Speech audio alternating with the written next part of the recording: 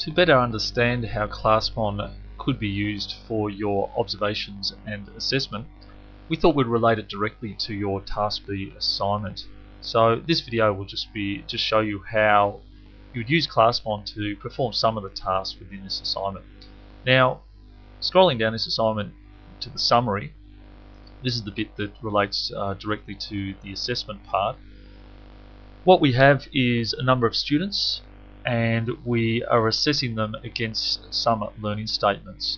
So for example, here we have social and personal learning, sustaining relationships, and then we've made some recordings, some observations.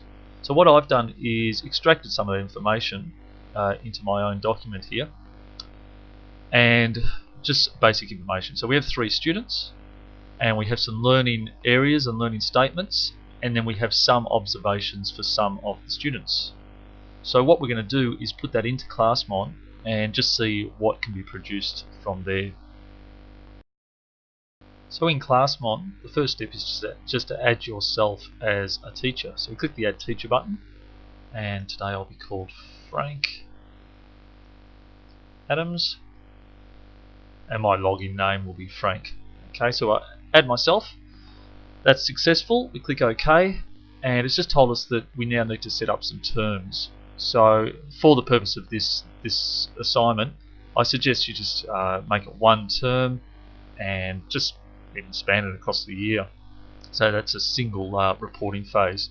Also add your school name, so call your school whatever you like. Alright, and hit apply. Okay, so now we need to add a class, because as a teacher I could be managing multiple classes, but in this case we're just doing prep, and we add that class. Alright, so it's just told us that class has now been created, and we're logged into our prep class. So that now allows us to add students. So I'll grab the student information from here. So Ben Smith is our first student. Ben Smith, student number 1, is a male. His birth date can be 15th of the 5th, and he's in prep. That's the only class we've got set up. So we click Add Student, and that's done. So now we can add our second student. I'll go ahead and do that. Okay, so I've just added 2 more students, and also you can add a student photo just by clicking on the icon here and browsing to where your student photos are kept, and double clicking on the photo, and that will add the photo. So we add that last student. Okay, so once you've added your students, hit the next button, and now you can select the rubric or the curriculum, which in this case is the Queensland Early Years. That's all we have in this default version. And you select all the students and hit apply, and that associates that set of rubrics with each of those students. So you can see under each of the students we can now assess them against these learning areas and learning statements. So if we go back to, I haven't added Ben's photo, I'll just click on here now, and I can go and do the same. I can click media and choose the photo there, and there's an apply button down here to apply any changes we make in the student area. Okay, so we're just going to go back to our document here, and we can see that we have a learning area called social and personal learning, learning statement called sustaining relationships, and Ben has reached the exploring phase. So we come back, choose Ben and social and personal learning, and in this drop down you can see the learning statement, and it's already set to the first one, which is what we want, sustaining relationships, and Ben has reached the exploring stage. So as soon as we click this, you can see it automatically pulls in this statement, and that's coming from the Queensland Early Years rubric. So the things it's done is it's inserted Ben's name, and also if it was a genderfied statement it would choose the correct gender statement for Ben.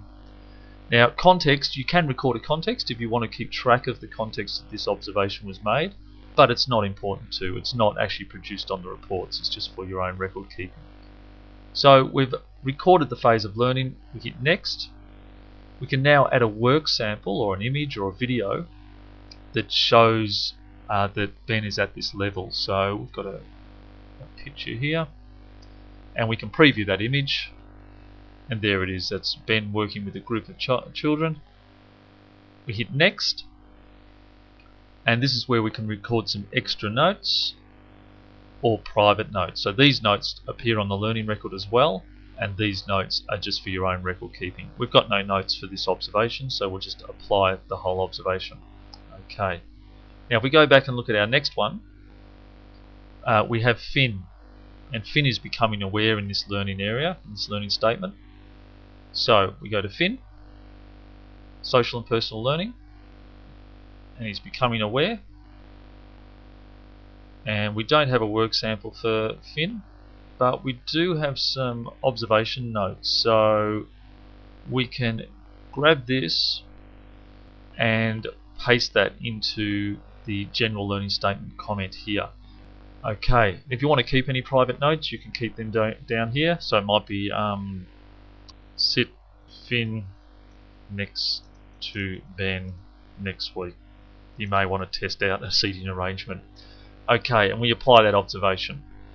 Alright, so that's how you record your observations. So you go through and continue with the other learning areas and learning statements, record the observations. Then as you do that, in the background, the learning record is being built for you. So if you want to view the learning record, you just check the student that you want to check it for, and click the reports button,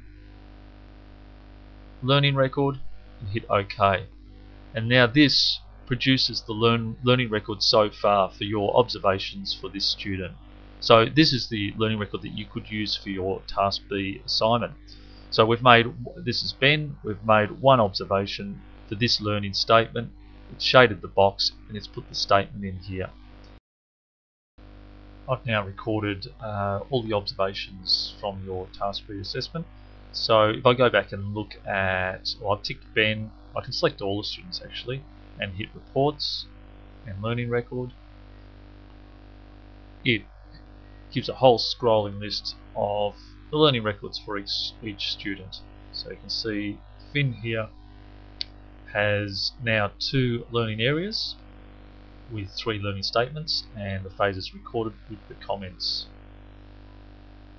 Now if I close the learning record, the other thing we'd like to look at is the portfolio. So if we hit the preview button down the bottom here, so we first select the student, just highlight the student you want to preview, and I think we'll do Finn because we've made a few more observations with him, and hit preview. That will show you what the portfolio for Finn looks like. So you can see we just have the same learning areas here, and it shows the learning statements that have been observed. So if we go to social learning, here's the comments we've made, the observation we've recorded, and the work sample related to this learning statement. So click on the button and view the picture that's related, or the file if it's an audio file or video. We can also view the whole learning record for Finn, which is here, and that just shows the learning record with all the observations to date. So I hope that helps you understand how ClassMon can be used for recording observations.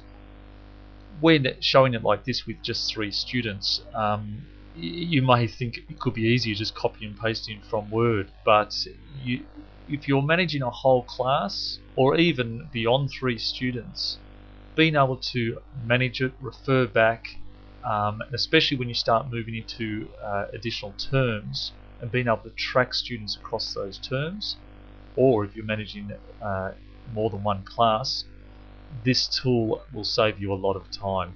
I can already see that it would save you time just with 3 students because it produces those reports for you automatically, and also the portfolio, but it'll save you even more time as you add additional students and classes.